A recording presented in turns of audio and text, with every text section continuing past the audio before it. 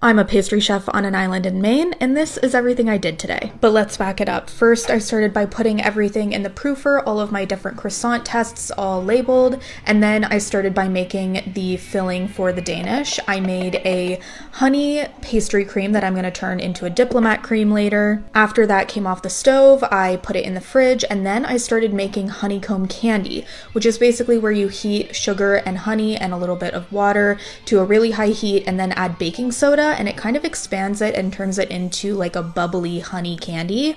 I also made some chocolate ganache, and by the time I was finished with all of that, my Danish were ready to go in the oven, and then my pain au chocolat were also ready to go in the oven. You know that they're ready when the layers start to split. These are them coming out of the oven. Everything came out even better than I thought it was going to, except for my honeycomb candy, which I did remake, and then I whipped up my cream and added that into my pastry cream for the diplomat cream.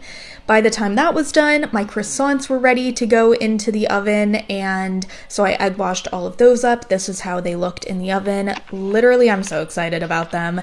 And then I crunched up all of my honeycomb candy. This is what the inside looks like. I've made it in the past and it's been better than this recipe, so I feel like the recipe is maybe a little bit off. I did have to make it twice, and the first time it was just like, I think there was too much liquid. Anyways, I did a dollop of the honey diplomat cream with the ganache inside and then topped it with the honeycomb and some flaky salt, and at that point all of my croissants had come out of the oven. I am so incredibly happy with how these turned out. I was a little bit nervous, but everything turned out even better than I thought it could have. Look at this honeycomb. I'm dead.